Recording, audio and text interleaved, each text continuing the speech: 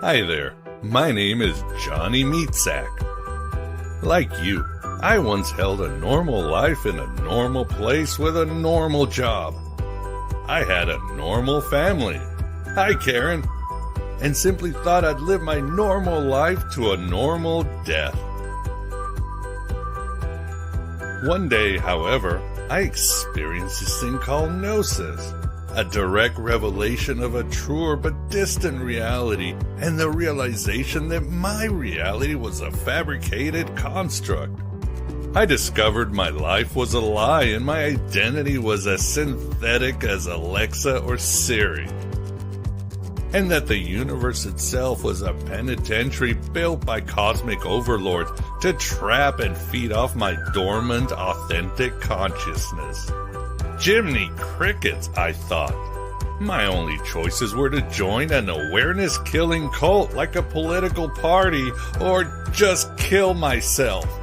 But by some luck or providence, Sophia's grace, I discovered Aeon Byte Gnostic Radio. Despite the host's creepy monologues and the show's blasphemous topics, I was able to develop the ability to uncover my authentic consciousness and deal with this prison planet.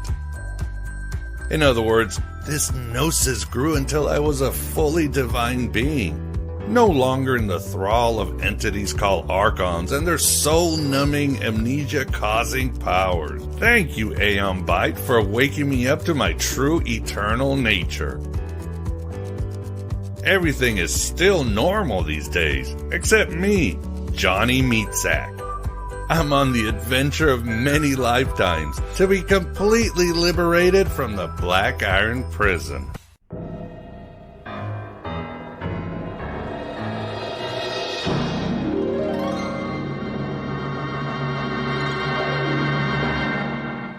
Welcome everybody to Aeon Byte and Aeon Byte Live.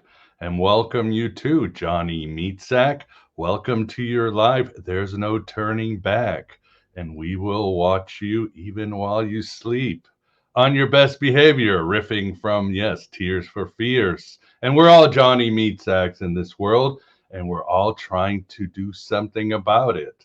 So again, welcome. My name is Miguel Connor. I am still your Pompadours of Gnosis, that madman across the waters. So a very special show today on this Tuesday, this Mars Day, as the war pigs get themselves riled up and rev their engines to keep us going down into World War III or whatever rhyme and history, as Mark Twain said, nothing new under the sun, except, of course, for your awakening. As Clark Emery said, the awakening of an individual is a cosmic event, and that's what matters. So with us, too, it is an honor to have once again at the virtual Alexandria, Saul Luckman. Saul, thank you very much for coming back.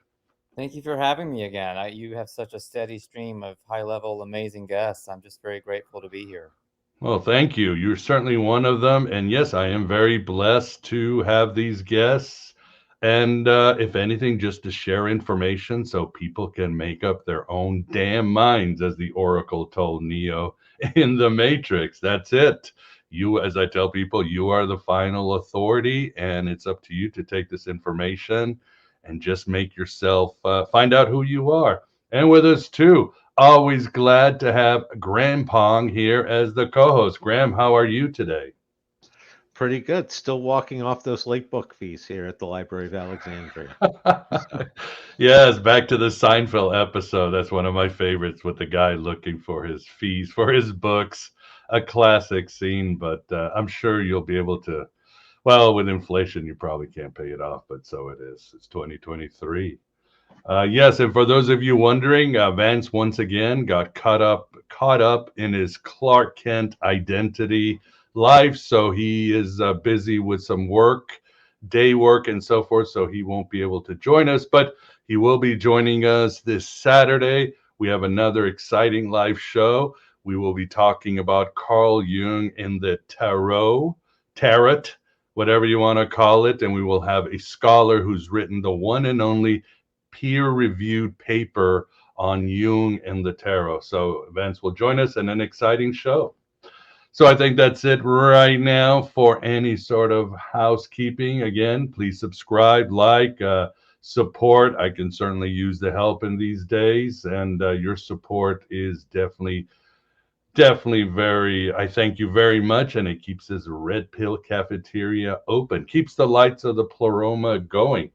For those of you in the chat, as always, please don't bring in the Watiko and turn the chat into the Chatiko. But if you have any questions for Saul, or if you have any complaints against me, please super chat them so we can separate them and get to your questions without missing them. You can throw in something as low as $1 if you want, but again, it keeps anytime you do a super chat, it just separates you into another column. You're starred, and we can get to your questions for sure instead of losing you in the long stream of commenters. Not only on YouTube, but we do live stream directly from my Facebook page and my private Facebook group. So it's quite a lot of people watching when it comes down to it. All right, well, let's get to the main event. Saul, tell us about your new book, which I really enjoyed, The World, Cult, and You. Oh, wow. On the spot. Well, it's about the world being a big cult, basically, if you wanted to boil it down, and a cult that takes many forms and many disguises and often does not look like a cult at all, especially to the unawakened, to, Johnny Meatsack and the normies. So that's a good band name, by the way. I love it. Um, so I look at I began really diving into this concept some time ago, and it just crystallized after I wrote a series of articles this summer on the cult, what I was calling the cult of the simulacrum. And I really mean the world cult by that, but there's a kind of pun in there for people who are in the know. And I I was trying to figure out, to the best of my ability, to the best of my gnosis, how this quote unquote reality construct works, like what it's doing at a functional level, not entirely the why aspect or what is going on, but the how was what really intrigued me. And I fell back on a lot of let's say shamanic concepts having to do with the flyers, the mud flyer, the mud shadows, the flyers, the parasitic dream world entities that feed on people. And also the notion of the demiurge and the Lord Archon, all of the Saklas stuff that you get out of Gnosticism that I write about in Kali the Destroyer. That was really on the table for me too. I did a lot of cross-referencing where I saw similar references coming out of like other shamanic traditions from Mesoamerica. Like there's a writer named Sergio Magana who writes books on the Toltec lineage, and it's not to be confused with Castaneda's books. And also in that world, you have these dream beings that can parasitically feed on people. Of course, you have John Lash and the idea of mind parasites and that sort of thing. So I was really putting a lot of pieces together to figure out how we are being really loosed, that we're like batteries sustaining this great, what I ended up calling the great parasite. Sometimes I call it the ninja parasite or other things. And I saw that very clearly, how we're being loosed, how we're being manipulated into creating a reality for it, in a way. It is basically, we're in a mass. I really found, to the best of my satisfaction, that we were in kind of massive feedback loop on personal and on collective levels, where we are basically just reality creation machines, Mhm. and that the great parasite is a force of consciousness that is constantly interacting with us and essentially giving back to us what we're giving it. So if we give it nothing, if we say the only way to win is to not play the game, right? Right. Then we actually take control of that relationship, and we can create very different realities. The problem is that people are being loosed and controlled all over the world, and it's happening in ways that so many people aren't even aware of. They think they're above this, or that they're truthers, or that they can't be affected by this in some way because they're doing the research or whatever, and it's all just parlor tricks to keep people in little mind prisons and looshing cells to allow this to happen. And where I take this, however, is a little bit different from where a lot of people go. I ultimately don't see this as part of exactly like what you might call a prison planet, or a reincarnation trap, or a soul trap. I think all of those are part of the loose game, Mhm. and that we're actually here we're in a kind of game, and the goal is to consciously exit the game through conscious dying and through transformation in that way. That's really what all of this is about. And you see that in shamanism, you see that in Tibetan dream yoga, you see it all over the place.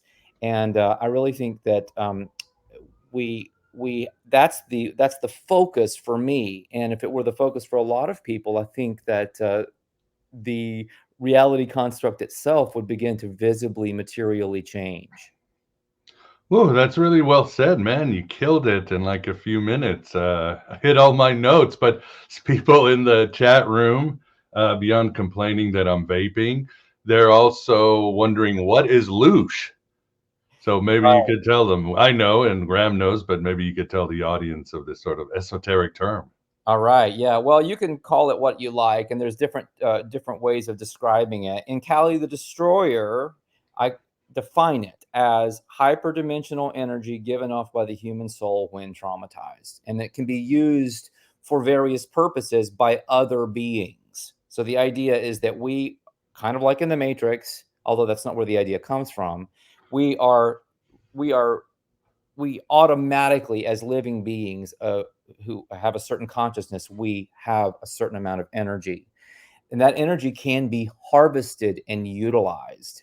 In Castanadan shamanism, for example, the mud shadows, the parasitic mind parasites that are kind of all around us in the dream sphere, they feed on us until our power, which should be like great, almost like angel wings all around us, a massive halo of energy. That's our birthright.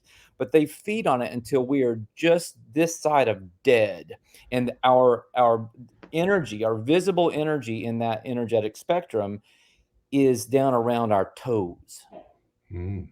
So we are powering the simulation. That's the idea, is that our energy is used to power the simulation. If you want to call it the matrix, that's fine.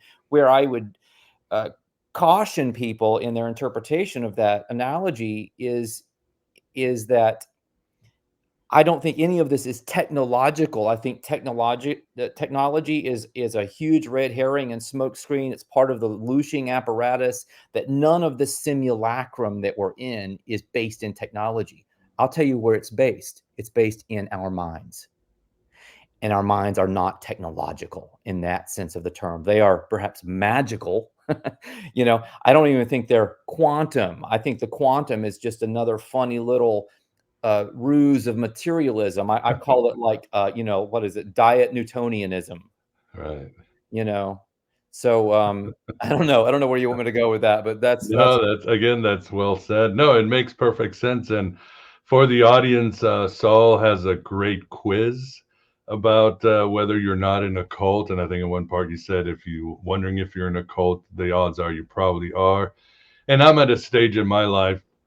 Oh, for the record, excuse me, I scored well. I think I forgot what it was, but it was under 7, which means I'm in a good place. But that's because I'm at a point of self honesty. I mean, I know how my mind works. I know is the mind is the great trickster. My instincts, my mind as a human, part of my job is to fool myself into believing I'm a herd animal and I should just stick on this planet. I know that the powers there are always working against me. So I think self honesty has been half of my battle into understanding how not to be in a cult. And I no longer really take sides or I'm one of the extremes. I take the middle path. There's a saying by this Egyptian author, I think Naguif, I forgot his last name, but it says, how do you know when you're home when all your attempts to escape cease? And the truth is, we're all sort of trapped or in a cult in some way. I mean, every time you look at your phone, or even if you try to do something materialistic, in a way, you're trying to escape this place, which is home, which is a state of being, if you would. And it always reminds me of this saying in the Buddhist temples, when all the monks are meditating, and somebody asks, how do you know when somebody has reached enlightenment? It says, when the monk stops meditating and starts playing with the cat. So when you're sort of plugged into the present. So, yeah, I know I kind of went on a tangent, I Saul. love So, that. but I'm saying I've just come to a place of self knowledge and honesty, and I know I have a lot of work, and I know part of me is just structured to believe in the machine, right? I mean, as you say, we are just as responsible as the powers above us. Right. And I mean, I question whether there are powers above us in a way that Right. are not somehow linked to us in the design of the construct.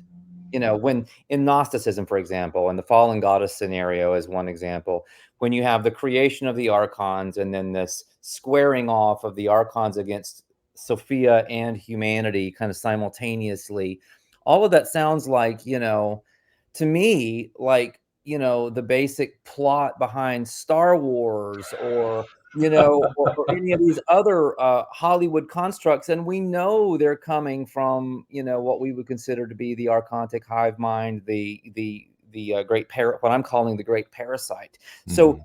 that story itself from Gnosticism, and I'm a huge fan of Gnosticism, that story, however, sounds like one of the early stories put out by the great parasite to obscure actually what's going on, which is some kind of division of our consciousness in source, in the great eagle, in Syntheotl, or whatever you want to call it, that decided to have an experience. And basically it was like the party might start alone, but it can't finish alone. So that it farmed itself out into various other actors in a large stage production, a big play, a big theater of war, or whatever you want to call it.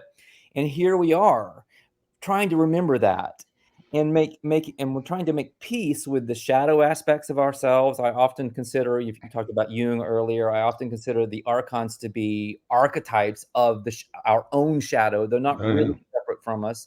I'm not convinced that they are real in the sense that a lot of people think they're real.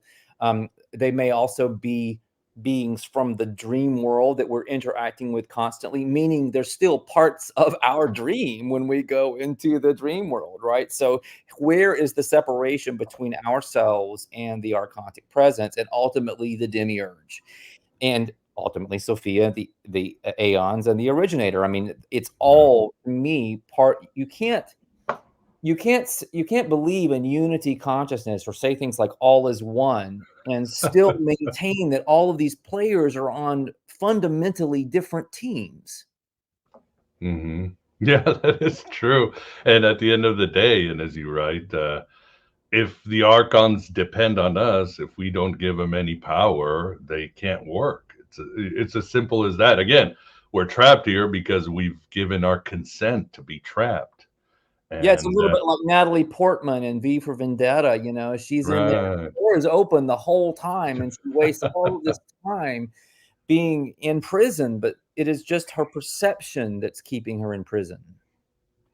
Yeah, definitely is that too. And these are processes. I mean, but you also talk about, and you mentioned this dream. You talk about dreamscape in your book and use that as part, like the simulation. Is dreamscape the same as the simulation for the audience? Right, yes, I like the word dreamscape more than simulation or even simulacrum because it gets at what I think is the fundamental operating principle here is that everything is a dream, that we ourselves are a dream. We are being dreamt into existence by some aspect of ourselves, which is also dreaming into existence our spiritual adversary, its minions, whether these are NPCs or whatever. I'm not sure that I know all of the answers to those questions, and I'm not sure that's even important to know the answers to those questions. Because what really has to happen is we have to realize that we are in a malleable dream. So we're being challenged to change our dream, to become lucid dreamers. I wrote a whole novel about this. It's called Snooze, The Story of Awakening. We are being challenged to harness the power, our innate ability to dream different realities into existence. And I don't really mean just on the micro personal level. I mean on the macro level as well. Hmm. Yeah, I would certainly agree with it. Agree with you. There's something we can manifest better if you would. And backing up a little bit towards the beginning of your book, Saul, you talk about your favorite writer, Henry Thoreau. Can you tell us why he inspires you so much? But I'm not sure I would call him my favorite writer. He is a personal Thinker. hero, I think, is Okay. and it's certainly one of my favorite thinkers. Well, it's very interesting because I found myself such a target and outcast over the course of the summer as I was sharing articles that led to this book. So the seed articles were being put out there in the mainstream, and I was just ruthlessly attacked by a community of truthers, actually possibly multiple communities of truthers, who just didn't want to hear what I was saying and felt like I was leading to, I was dividing the movement or whatever it was that I was doing, as opposed to just providing a different perspective and calling some people out on their BS. So I I suddenly found myself, being Thoreau walking all alone around Walden, and my Concord neighbors just hated my guts and didn't want anything to do with me. And now they won't listen to a word that I say. I would like to think that, like Thoreau, in the future, maybe people will begin to say, well, actually, this guy had a point. He made several good points. They're not even good. They're kind of self-evident now. So I have a massive identification with Thoreau that actually goes back to high school. I loved his way of dealing with violence, the whole nonviolence civil disobedience thing. He was a huge inspiration for Gandhi. Um, Mm. and so, but he was also just kind of ballsy. There's a famous story, some people say it's apocryphal, I don't know, where his friend Emerson, Ralph Waldo Emerson, who was a Harvard professor and was very much part of the cult of his day. Thoreau was sort of getting out of the cult, right? The world cult. And so Thoreau went to jail for not paying taxes. And Ralph Waldo Emerson shows up and says, Henry, why are you in there? And Thoreau looks at him and says, Ralph, why are you out there? Exactly. Well said. And yeah, I'm sorry this happened to you. So, in effect, perhaps isn't that the great irony that the truther movement has been infected by the parasite? I mean, what do you think of this? I always think, or one of my ways I live is was that Eric Hoffer has that great saying, every great cause starts as a movement, turns into a business, and degenerates into a racket. So, and I see there's no exception. So, do you think this is what's happening to the truther movement? People are established, they're making their money, they've got their following, they're comfortable with this worldview and the way things are going, and anything that disturbs it, like you coming with some new speculations, it's just too much for them. I think there is something to that. In fact, in the book, I say something along the lines of, in my experience, most movements start out as communities and end up with leaders and end up as communes with dictators. Exactly. So that's been absolutely my experience. Yes, I think that self-interest is absolutely a major player in making it so that people will not, in these movements and truther movements, and I'm just picking on truthers. I'm picking on truthers for a particular reason. But I'd like to come back to that. But for now, I would say that self-interest is a huge player here. Graham Pong, before we went on the air, he had a quote from, who was it? Do you remember the exact quote, Miguel or Graham Pong? Yeah, Graham. It was from It was from the jungle guy. Yeah, the jungle guy. Upton Sinclair. It's difficult. It's difficult to get a man to understand something when his salary depends on him not understanding it.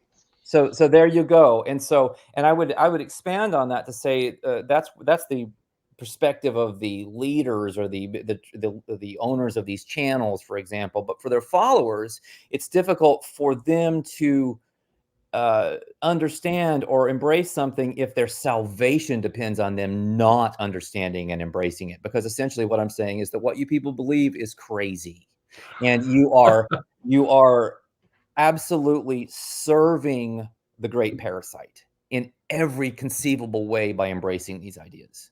And you are helping. This is why I'm quote unquote picking on truthers, especially doomsday types of truthers, is that in putting all of that mental, psychic, group, collective energy into these scenarios, whether we're talking mud floods or plasma apocalypse or Phoenix phenomenon, it doesn't matter.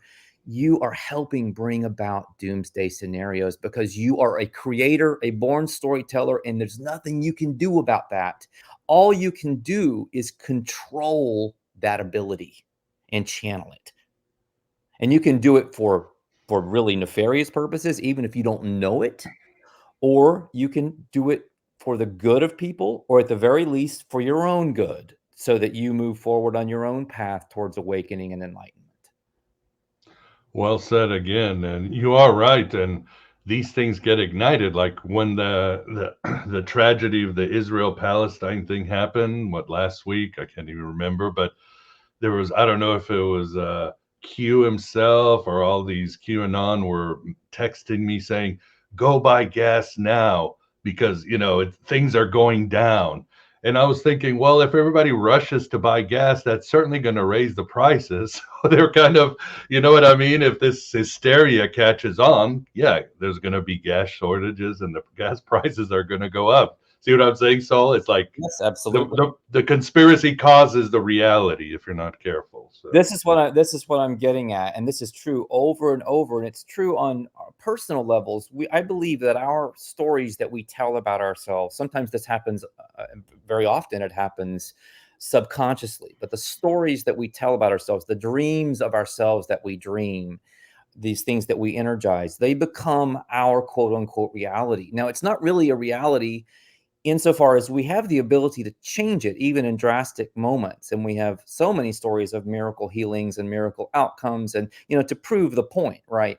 But we get locked into them, and then we become kind of ossified and calcified and frozen into a certain mindset, where our energy is loosed from us, it's drained from us, it goes down around our ankles, if you want to look at it demonically, and we no longer have the power to withstand the mind control of the great parasite and the reality construct that it has built, or it has had us build for it.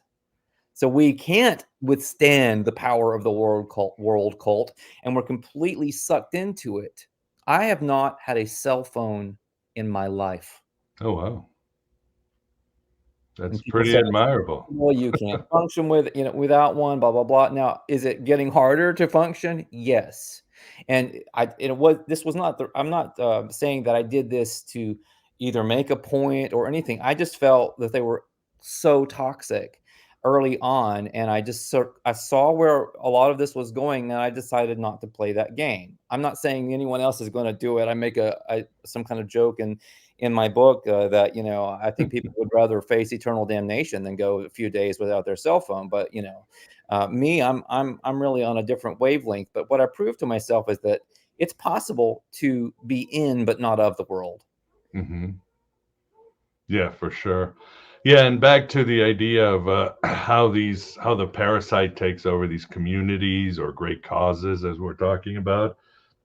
I always liked what Noam Chomsky used to say. It's not, you don't have to oppress a population. You don't have to have like an iron grip on your tribe or your social media group or your political arena. All you need is a filtering system that says, you're fine, but those who behave a certain way move up the ladder of the simulation or the hierarchy. Those who believe this way go up, and then you can get to the top, and by then you're completely, as they say, mentally sterilized. You're cucked. You're just promoting this propaganda that keeps, like you said, the system safe.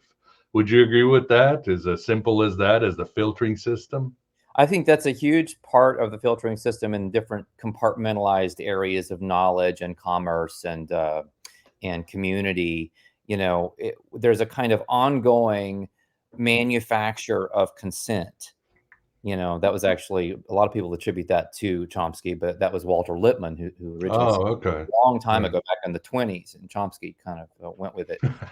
So you have this happening really at every single level of society. There's a wonderful book by one of Castaneda's cohorts,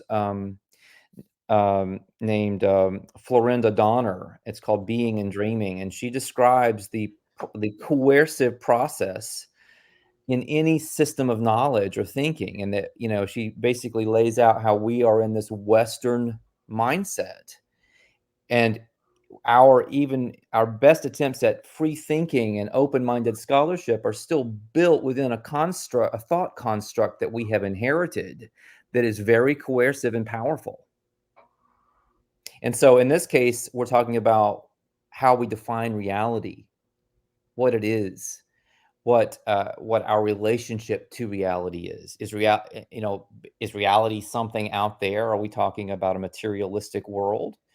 Or is reality an inside job? And I would maintain that reality is not just first and foremost, but it is always and in its entirety an inside job. It is completely a function of perception and consciousness. There is no there. Mm-hmm. Yeah, I would certainly agree, especially the more you start seeing things. And Graham, what do you think? Do you have a comment or a question for Saul? How's your Lush going? How's your Lush reserves going? Oh, mine are pretty good at the moment. I was going to say that sounds a lot like the plot to Monsters, Inc. Yeah, very Gnostic movie. Yeah. It is. No, I was going to say my questions is, just when do you see this world call getting started? When do I see the what getting started? The world call. When did it get started? Yeah. I would say around the time it was created.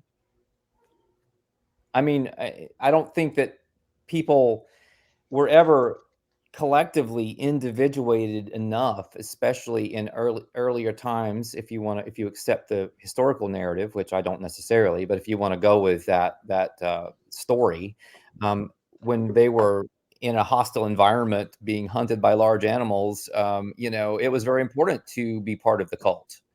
And that just metastasized over time, and things like technology have made it 1,000 times worse. I was going to say that was my follow-up. Is like civilization itself a part of the world cult? Yeah, and it's part of the game board. It's part of the dreamscape that we're playing to exit in some capacity. So it has to be that way. It's not like it's a bad thing necessarily. I'm really not using good and bad or good and evil as reference. I'm not doing the duality cult in my analysis of this. I'm simply saying I believe this is what's going on. I believe that these cults automatically form, and that your mission, should you choose to accept it, is to walk away. Yeah, for sure. Damn, I wish I had put this up, but I also there's this great line. Your book is so full of very cool memes and charts and all that. It's almost got a Marshall McLuhan kind of vibe because it's non-linear and it just takes you to some cool places. But you quote Frank Zappa, who says, "The only difference between a cult and a religion is the amount of real estate they own." So we would say that. I guess we want to say, what exactly is a cult, Soul? Because obviously in Greco-Roman times, a cult wasn't a bad thing. There were just little franchises to different gods competing for sacrifice and money. You would you would go sacrifice for the cult of Artemis, but then you might visit the cult of Asclepius, and everybody was part of many cults. But what do you mean? You mean more of the modern psychological term of a cult? Right. I see where you're going with that. So basically, let's not look at the cult, but let's look at the individual approach to just problem solving or living in the world.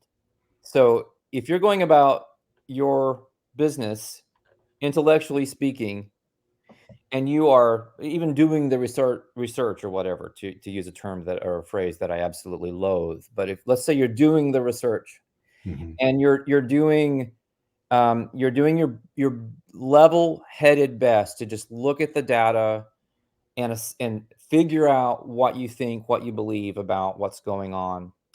And someone could challenge you and say, "Well, I don't believe that at all."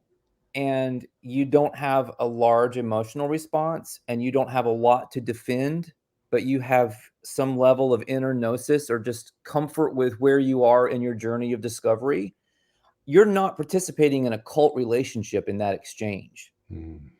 But as soon as you become defensive and you either and you lash out, for example, or you defend your position without doing it intellectually, you do it emotionally. There's an emotional charge that you can feel, and that adrenaline and cortisol get going. Then you are participating in a cult interaction between two people. That is a cult. No, that makes sense. Again, it's are you going to be stoic? Are you going to be above it all? Are you going to let those emotions, which will be manipulated, or at least will calcify, obscure your third eye, that will take you off the path and all that? What do you think, Graham? You and I have had a few phone conversations recently about balancing intellect and emotions. What advice do you give for people?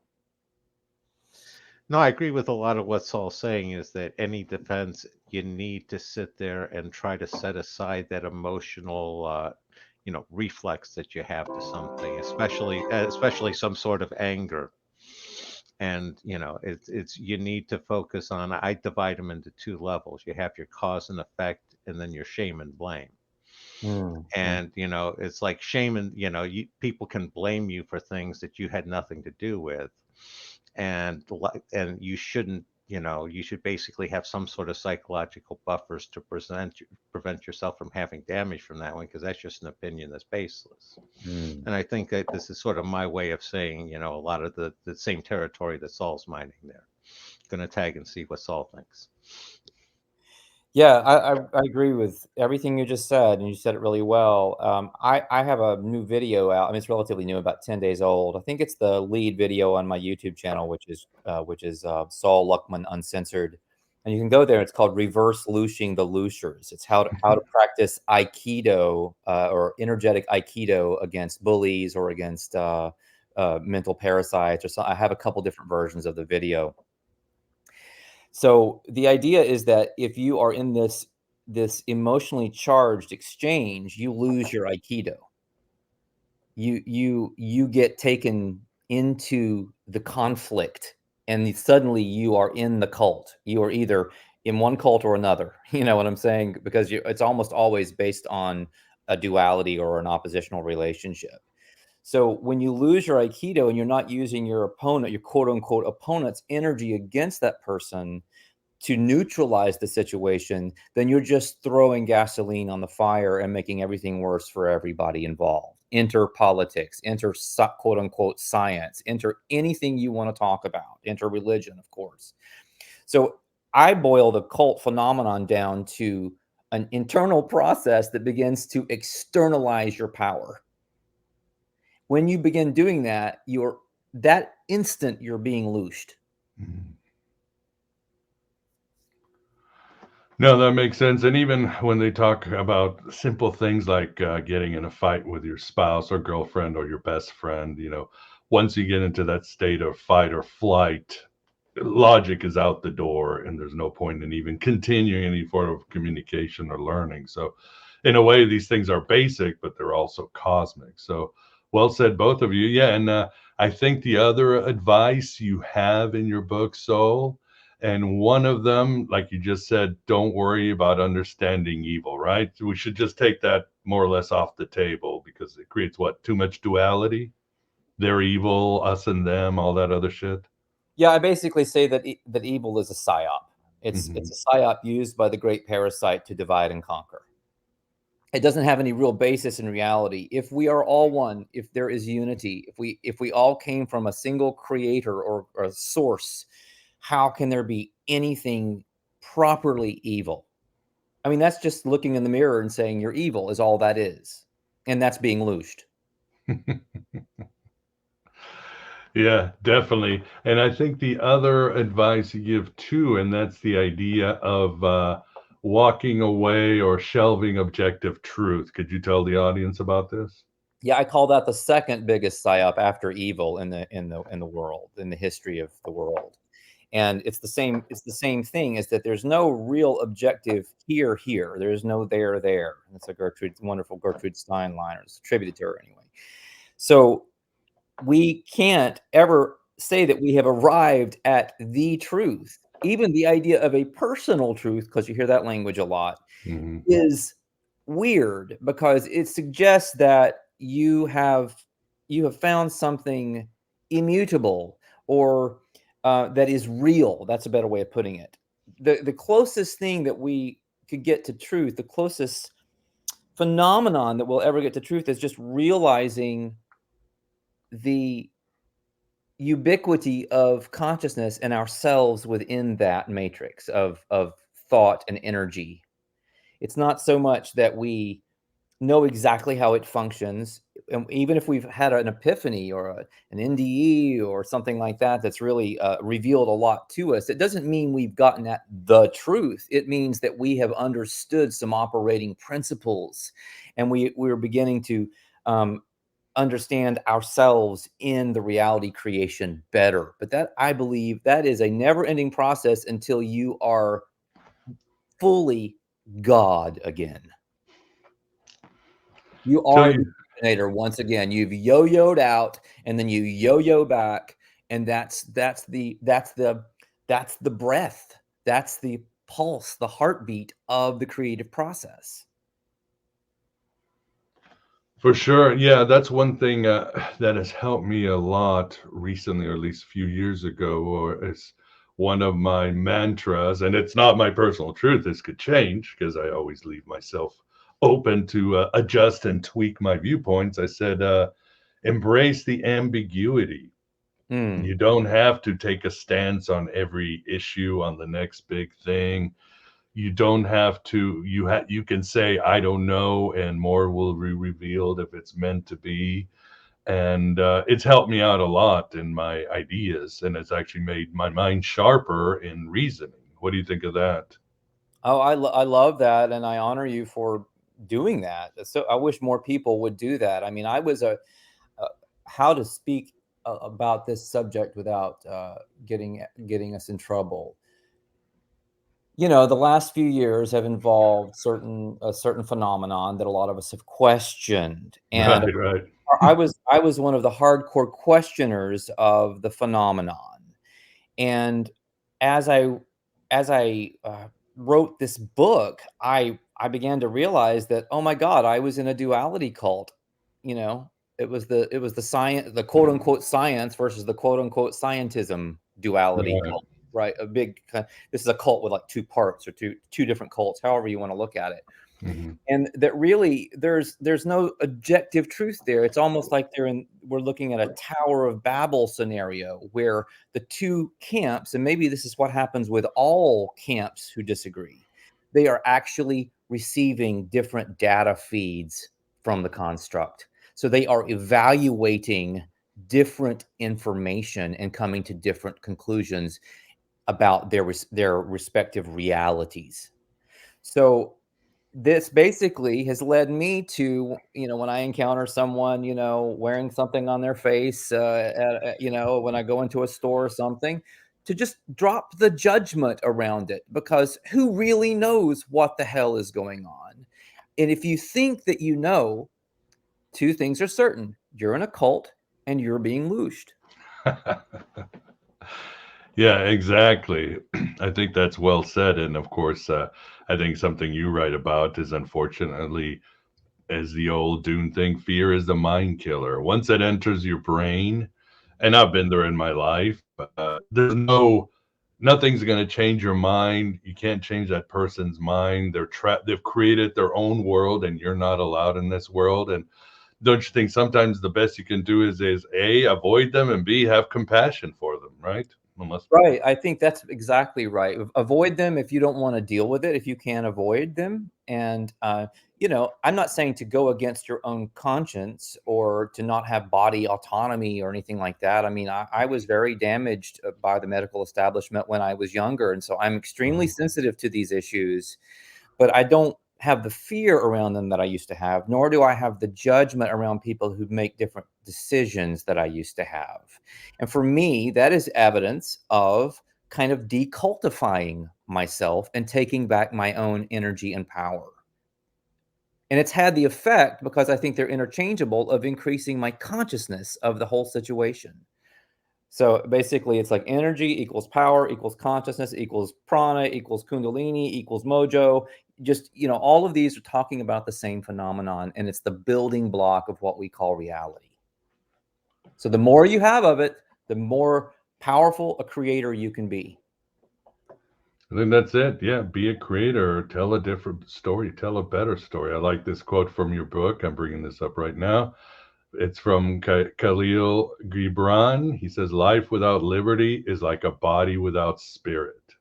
So that's a great quote, and I think that's what the powers that be would like, right? They want the human being to be this organization that's dead, mechanistic, without spirit. Yeah, I think that's the oppositional or adversarial end game, or at least the apparent end game. I'm not altogether sure that's the end game. I think it's, again, the mind killer, fear. It's fear is Fauci's evidence. I mean, false evidence appearing real. We can't take for granted that we are up against people who want to destroy humanity. That is one of these truther assumptions that doesn't necessarily have a basis in fact. What if we are up against a wily opponent using theatrics and a certain amount of violence and terrorism, of course, to make people believe that they are in a life or death situation, so that people will wake the flock up? Mm-hmm. Yeah, that's definitely could be it. And I like this quote too from an author we were talking about before, Flannery O'Connor, who we both love. And you have to quit confusing madness with a mission.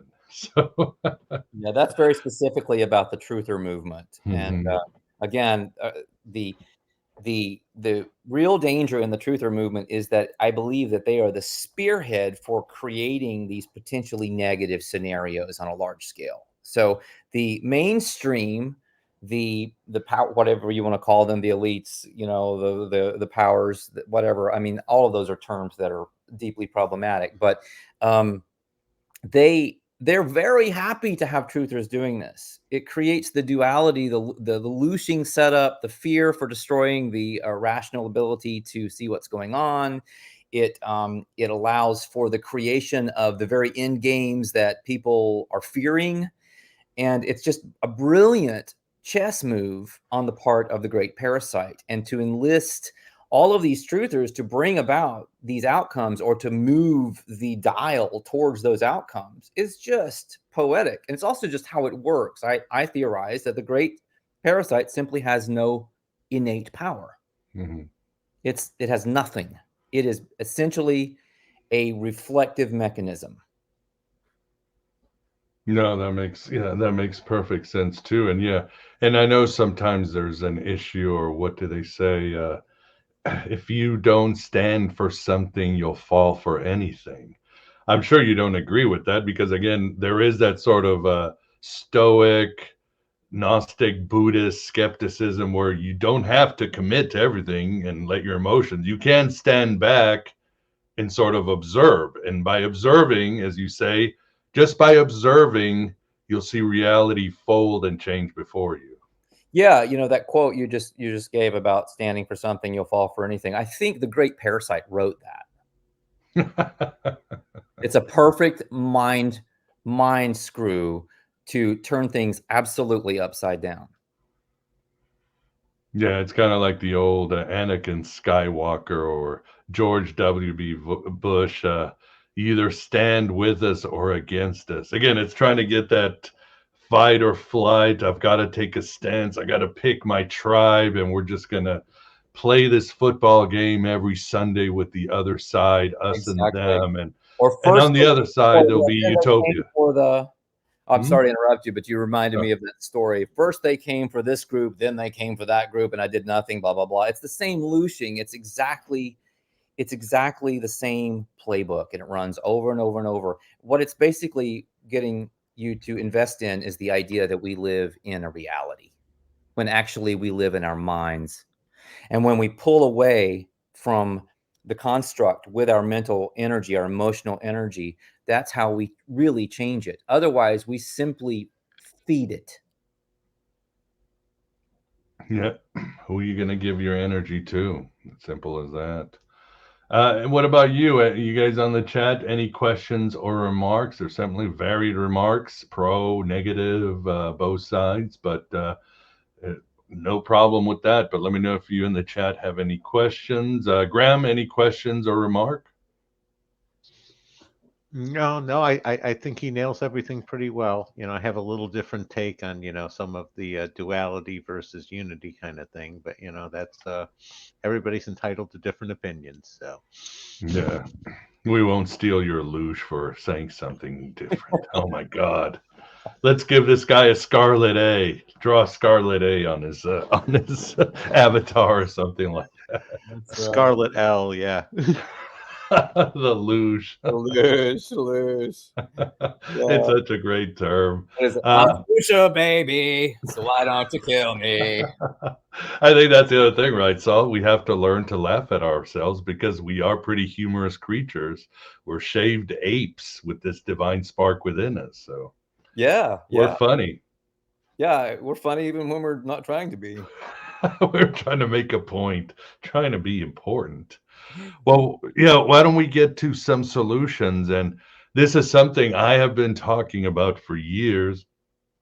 And I recently talked to a professor at Michigan, Arthur Versluis, and he was talking about sort of the modern movement, whether it's truther, or even even Antifa and other these sort of neo-Gnostic movements where there's archons and reality is obviously they've realized reality is sort of fake and all this stuff, and there's a great battle and all that. And he always he said, and something I've been saying, the difference between, let's say, the ancient Gnostics and these neo-Gnostic movements today that we've talked about is the idea of transcendence. In other words, the ancient Gnostics would look and say, man, you've got a small part of the formula. Yeah, you can intellectually talk about what we're talking about, right? Luge and red pilling and, fight the cabal, and that's all great. But what about the really important stuff, which is the transcendence, the inner journey, the altered states of mind, the real work that's going to get you to, bring out the Christ within, or Sophia and all that? Would you agree that the problem today is that nobody wants to do the work? They just want to intellectually fight online.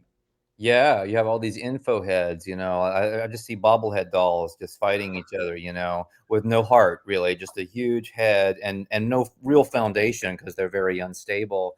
I mean, I'm being a little extreme there, but yes, I mean the whole concept behind the Great Parasite and the simulacrum, the dreamscape, seems to be to divert people through various ruses into looking outside themselves for solutions. I say Mm. over and over again, the only way out is in. So any conversation of an exit from the simulation should focus almost exclusively on internal processes to empower that outcome. And these have to do with our imagination, with our dreaming, with our cutting ties to things that are taking our power away, and with building up our power through various uh, conscious strategies. And I talk about both sides of that in my book, the not doing and the doing for moving towards this goal.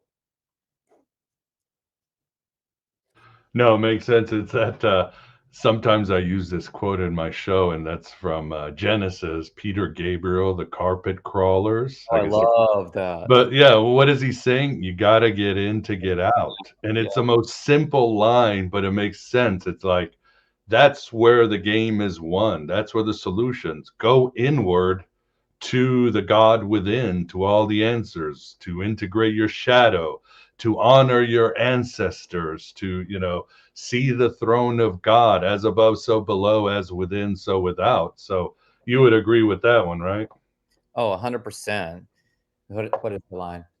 Gotta get in to get out. It's so beautiful. He's like just, but he's really describing kind of an acid trip or something like that, where they're like crawling around. That's my interpretation. They're sort of crawling around on the floor, but they're sort of like us in the simulation, Mhm. and maybe the download that he's receiving before writing the song. It's just again my interpretation, and I'm not basing this on anything I've ever read, but I interpret it to mean that you actually can get out of the carpet, and get out of the weeds, out of the bog, the swamp, whatever.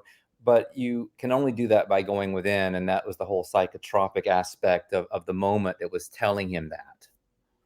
Ooh, well said. Yeah, that's from the concept album, The Lamb Lies Down on Broadway. Great Yes, album great before, album. yeah, back when Phil Collins was just the drummer, great drummer, and he was great as the singer when Peter Gabriel left. Don't like his solo career, and I'll die on that hill. But yeah, great album. I've got to check that album out. And I see a lot of questions, but unfortunately, please super chat them because I can't get to them. It's pretty fast. But somebody, thank you very much. Francis of Sophia Clatt, can you repeat that Flannery O'Connor quote? I'd be delighted to. And it says, you have to quit confusing madness with a mission. So there you go. Even though Philip K. Dick did say it's sometimes an appropriate response to reality to go insane. But that's Yeah, a I different thing. quote that too in the book. I have Yeah. that Oh, line. yeah, you do. Mhm. Yeah. But Yeah, here's a question for Orphic Omelet. Question: left unintegrated, what do you suppose would be the ultimate outcome of this pull into the maw of the great parasite slash collective shadow? Brahma awakening, pulling us through the cosmic eye? I mean, that's a really good question, and it's something I've thought about. I'm not sure if this is something that ends until everyone leaves. So I have this feeling that the idea of cycles and calendars and all this stuff and the end days and whatnot, basically these are so repeated. All the eschatology and everything is so just repetitive, and kind of mind numbing in a way that unoriginal. and unoriginal, absolutely, yeah, because it goes back through so many different iterations, back through various quote unquote scriptures. Um, I have a feeling that this is a simulation or a dreamscape that just keeps running, so that we don't ever get pulled into anything until we get out. There's a line, I can't remember who said it. It's not mine, but I don't remember the originator of the quote. But it was that no one gets left behind. Mm. Yeah, of course. Yeah, there's that whole idea of well, the bodhisattva, and people, scholars have called the Gnostics, ancient Gnostics, Christian bodhisattvas. They were like, it wasn't, they weren't just going to wake up and fly across a portal and become melt into the monad. It was a question, okay, I wake up, now I got to wake others up. It's as simple as that. It's love and compassion for others. Yeah, and I think that's one strategy, and that's one sort of dharma, that people have. And then for other people, it is to just go on and show that it can be done. Mhm. I think about all the the shamans who have lit up the fire from within, if you believe that those types of stories, or the clear light that you get in yogic dreaming, or in the activation of the rainbow body among the Tibetans, where clearly something I want to say supernatural has happened, and they've left this world, but their body's gone, basically.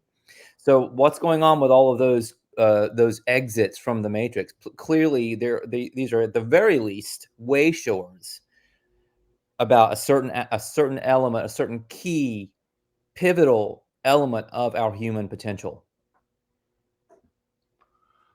Yeah, it reminds I was doing some research on this book that I'm writing, or it should come out next year, late next year at this rate. But I was there is this idea in Buddhism that souls are sort of in the bardo and they're moving around, and something that will attract them is the sound of a couple having sex. It's just, if they're really loud, the soul will be so curious and go down and, oh my God, I got trapped in this body.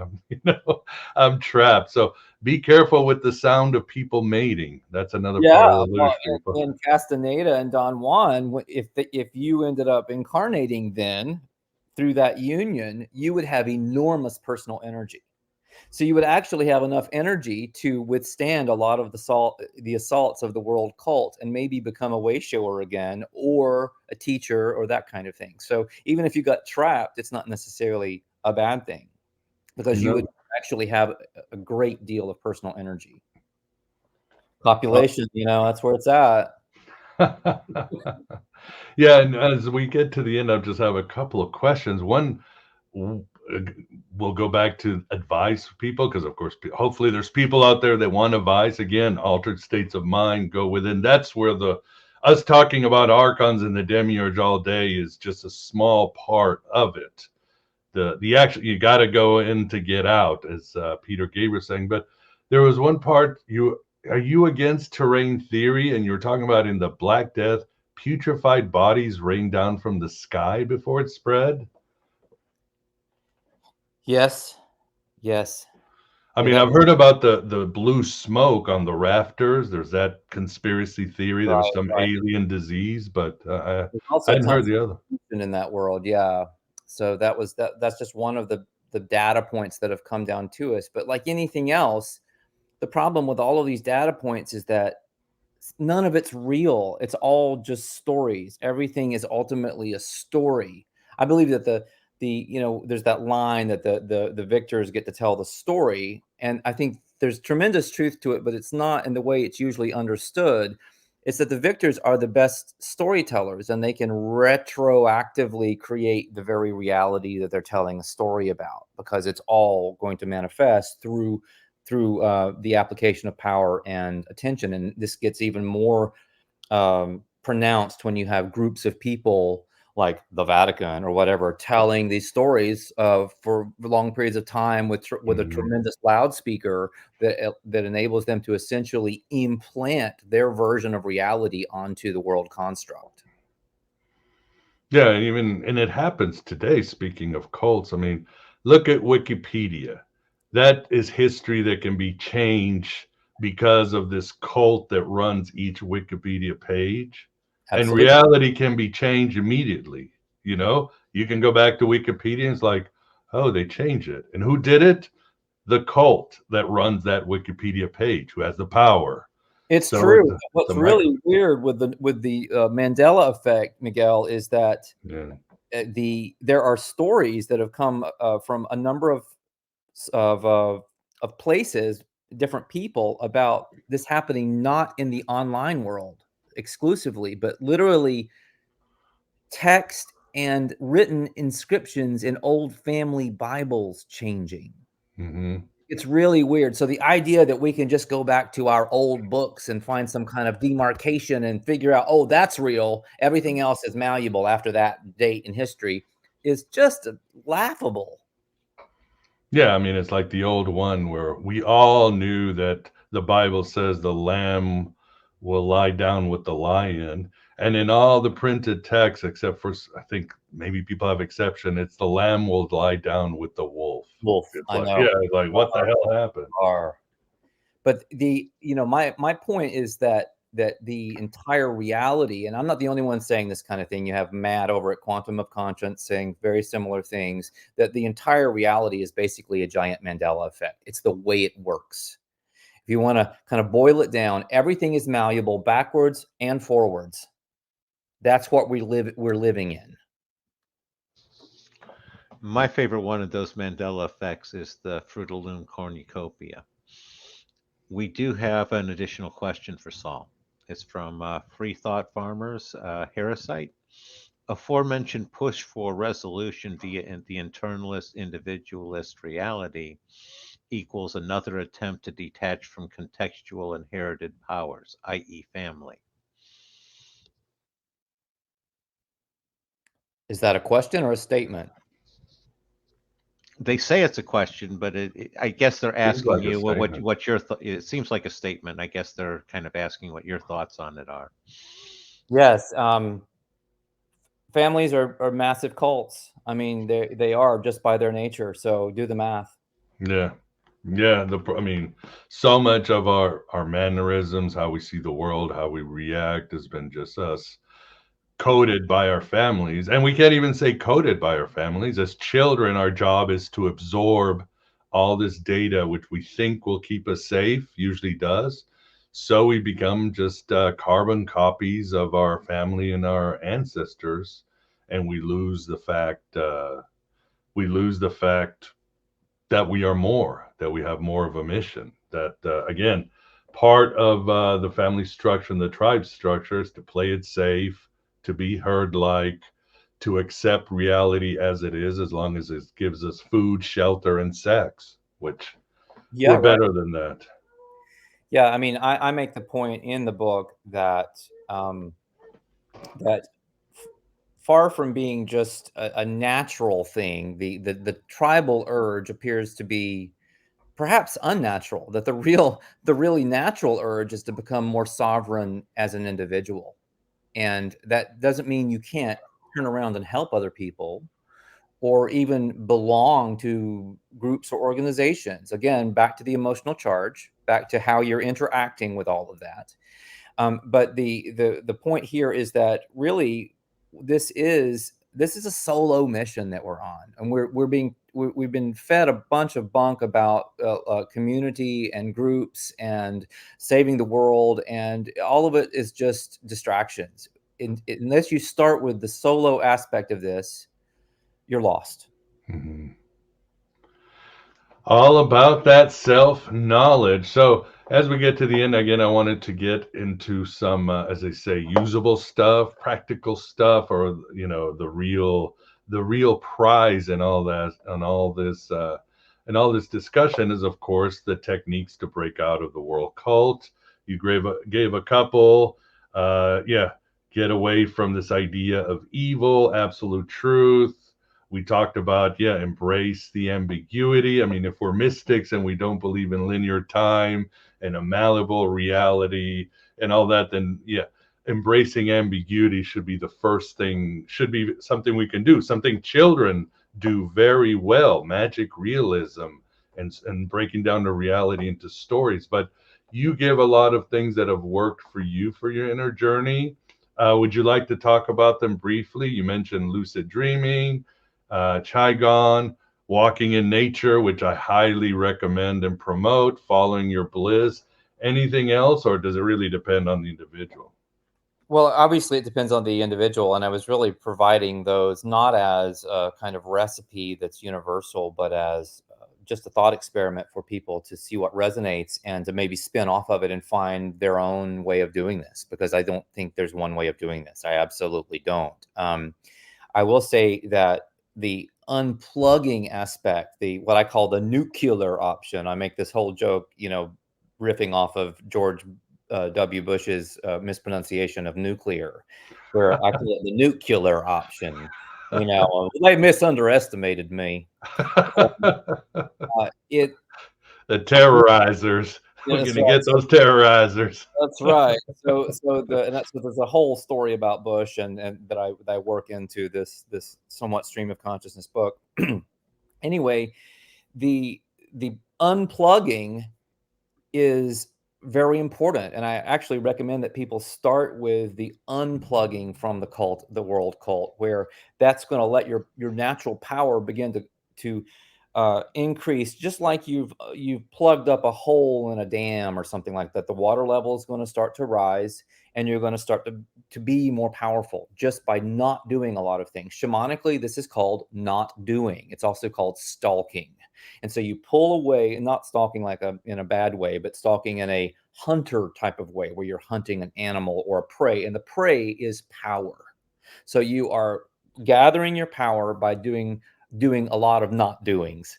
And I look at different areas of contemporary life where you might consider not doings, including like your relationship to going to college. I mean, that's one of the great indoctrination platforms in existence. And I my line was something along the lines of, like, I'm not sure it's possible to attend 4 years of university, to say nothing of additional years of graduate school, and still be in your right mind. And I think that's truer today than it's ever been. So I talk a lot about things not to do, and then I have another chapter that's devoted to strategies that you can implement that are more active, that are like doings. And you mentioned qigong. Martial arts in general can be really good ways of building up your personal power, your chi. That's another word for personal power, basically. Anything that's going to unleash your creativity, that's going to activate your bliss, that's going to give you that youthful feeling of excitement and kind of expectation without expectation, if I could just make something up on the spot, where you're just excited for what's going to happen, and it's going to be good, and you're just in the groove. When you feel that feeling, just figure out what's causing it and do more of it. Don't fix it if it ain't broke. And I get into like different types of movement and that kind of thing. And in addition to, there's a lucid dreaming aspect. I go into some techniques for lucid dreaming, some concepts around that. And a really big one is a shamanic methodology called recapitulation, which is a breathing exercise, typically, where you are basically going back over your life, especially the emotionally charged parts of your life, and you are breathing in any of your energy that you've left in those scenes or with those people. You're breathing that in, and then you're breathing out all of the energy that you took that's not yours. So it's a house cleaning process that can have remarkable healing effects across a range of issues, in addition to just building up your power and consciousness and changing your life in a very fundamental way. Yeah, well said. And at the end of the day, it's what works for you. And you are you, but there are many tools out there. That's the advantage of technology. There are tools out there. There are ways you can go to different healers, temples, and you can find what works for you, incorporated, use different things. And if you go in that inner journey, you're going to find pure amazement. Yeah, and I love that thing about breathing. Me using active imagination and going to my traumatic events in my life and actually, in a way, fixing them. I'm not saying I'm Mandela effecting, but I put myself there and I have this dialogue with my younger self. I have this dialogue with the abuser, or sometimes when I was being abusive, when I was on drugs, I have a dialogue with this idiot version of myself. I talk to the people I terrorized, and we kind of work it out. And sometimes we work it out in real life.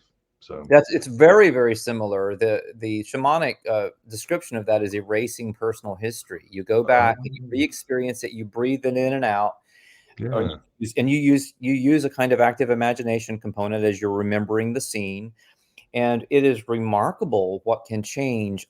And the really amazing thing now, I don't necessarily have a hugely rose-colored version of where we're going right now, but I don't know where we're going. And one of the places where I get kind of excited about where we might be able to go when if enough people do their inner work, comes from this realization: you can recapitulate yourself and change someone else's life if you're recapitulating scenes with them that were also meaningful or impactful in their lives. And so you can actually change the world around you. I saw this happen in my own family by simply recapitulating your own memories. Wow, amazing. Yeah, and another technique for those of it out there when I tried it was, of all people, it was Tony Robbins. He used to say, if it's too painful to go to that place where your parents hit you, or God forbid something worse, or there was an accident or a death, you can be the director and change the scene. You can put goofy music. You can have balloons falling from the sky. You can turn your abuser into a clown or put chains on him, and then recreate the scene where you don't have to go through the pure pain of the recreation. So you are in charge of the past. You can Mandela effect it. I love that. Absolutely. Couldn't agree more. Awesome. Well, we are at the end. I already have it on the show notes, a link to your book. I will have it on the show notes when the audio version comes out tomorrow on all podcast providers and Rockfin and Odyssey and a few other places. But for those listening in audio, where can people find out about you? Where do you want to send them, Saul? Yeah, well, two places, if I can include two. The first is my Substack, which is, a lot of people don't even know what that is, but basically it's my blog where there's a paywall also for my exclusive and premium content. So it's saulluckman.substack.com. So saulluckman.substack.com, and that's the only place you can read The World, Cult, and You. It's an exclusive on my Substack. Okay. So some people are like, well, can I just buy a copy? Well, no, you can do a free week trial and go in and read the whole book. It's not even that long, and then cancel your subscription if you want to, and don't pay anything. Mm-hmm. And then the other place is my YouTube channel, it's at Saul Luckman Uncensored. So if you'll look that up, Saul Luckman Uncensored on YouTube, and please subscribe. I'd love to meet you in that space. And I'm producing a lot of content right now, and a lot of different kinds of content. So please head on over. Awesome. Yeah, definitely highly recommend the book. I'm going to subscribe to your YouTube channel. I didn't know you were back on YouTube, but it's good to know. And you say people can interact with you in your Substack. How does that work? Is there comments, or they can email you, or there's the ability to comment on various posts or books or whatever, and there's a chat function that is increasing in activity every day. So join us in the chat. It's you can just post your own posts or respond to mine or whatever in my particular chat on my Substack. Awesome.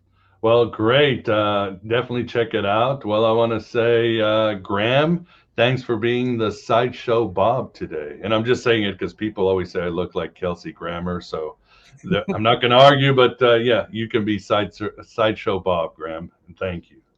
That's a much better fit than Roz. Roz is much prettier than I am.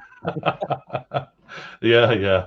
Oh, well, but thank you very much for keeping us company, Graham. And Saul, thank you very much for coming on the show.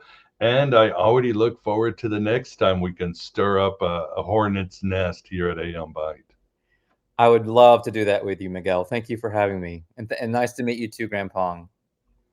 Great to meet you, Saul.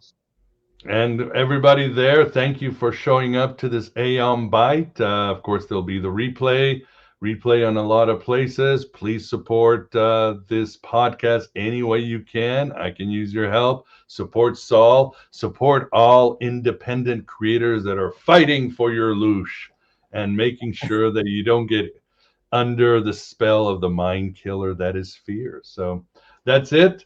Have a good rest of your Mars Day. And as I always say, create better than the creator gods and write your own gospel, live your own myth. Take care, everybody.